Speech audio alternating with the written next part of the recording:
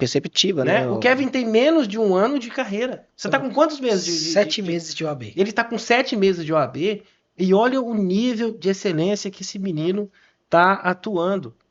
Cara, isso aí, assim, é fantástico a gente ver a tua evolução e como que você cresceu na advocacia.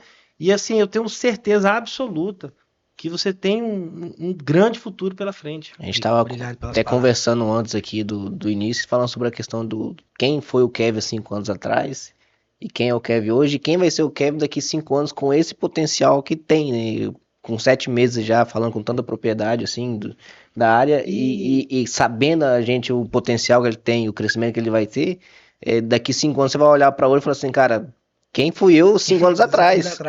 Não, e olha como ele busca soluções até fora do direito. Sim. A gente estava conversando aqui agora, e você falando sobre mapear as universidades e entender quais são aquelas que você tem uma facilidade maior ou onde o processo tem uma chance melhor de tramitar. Isso é você buscar soluções fora do direito. Né? Estratégia, né? É estratégia, né?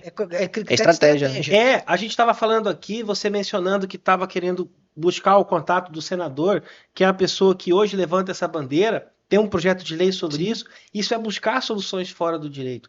E eu acho que o advogado ele tem que pensar fora da caixinha mesmo. O tempo todo.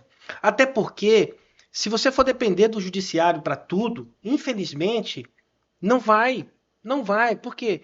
O judiciário nosso, ele não tem a sensibilidade para poder absorver todas essas demandas e entender o contexto exato em que cada uma delas se apresenta.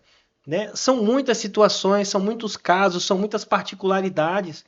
E o judiciário, infelizmente, às vezes, lida com as questões de uma maneira muito distante, muito fria, muito calculista.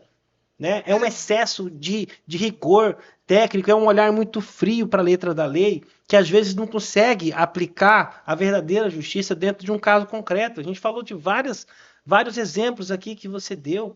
Poxa, como que pode o cara que está ali exercendo a profissão, está trabalhando há tanto tempo ali, já na área, não poder depois ter e você não consegue simplesmente colocar aquilo ali, adequar para o que já é a realidade. A gente não está falando de inventar a roda. A gente está falando só de pegar uma situação que já acontece na prática e ir lá e resolver aquilo em definitivo. Então, essa falta de pragmatismo do judiciário, que distancia ele da realidade, às vezes incomoda muito.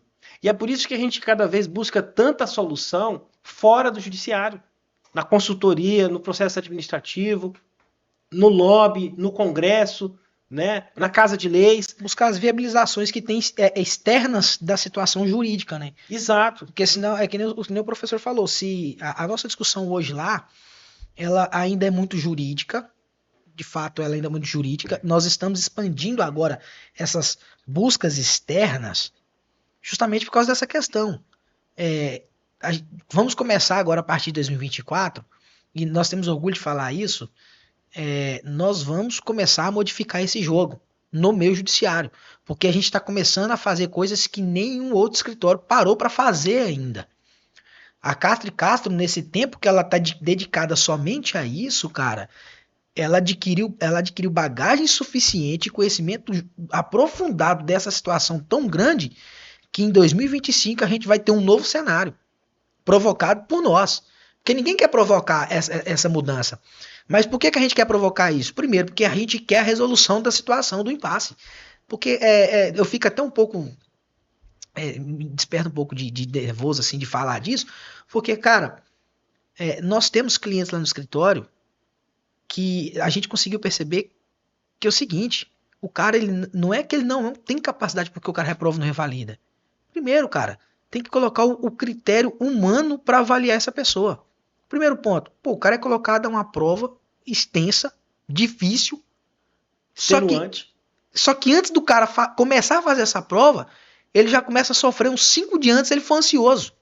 O cara não vai dormir direito, o cara vai ficar pensando no resultado, o cara vai ficar flutuando, aí vai chegar lá na hora, vai começar a ler a questão, vai embaralhar, ele não entende o comando da questão, porque a emoção dele tá lá em cima, ele não governa sobre a emoção, e reprova. Tipo assim, prova não mede. Isso se um dia eu for ignorante por falar isso, até muda o posicionamento. Mas se prova for para mim a situação de medir a sua capacidade do exercício, para mim não. Para mim ela só serve para dizer se você tem habilitação para aquilo ou não. Agora, se você tem capacidade de exercer a profissão, já é outra situação. Porque quando você é colocado fora desse posicionamento de pressão, existem estagiários que nem advogados são e são melhores que pessoas que têm OAB.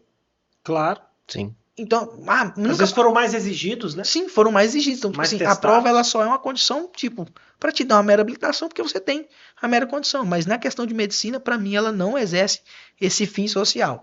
Ela é uma prova totalmente de uma reserva de mercado muito pesada e muito difícil para o cara que acabou de se tornar como médico cirurgiano, né? Muitos diplomas. Médico cirurgiano. Então, tipo assim, poxa, que dificuldade é essa? É muito complexo.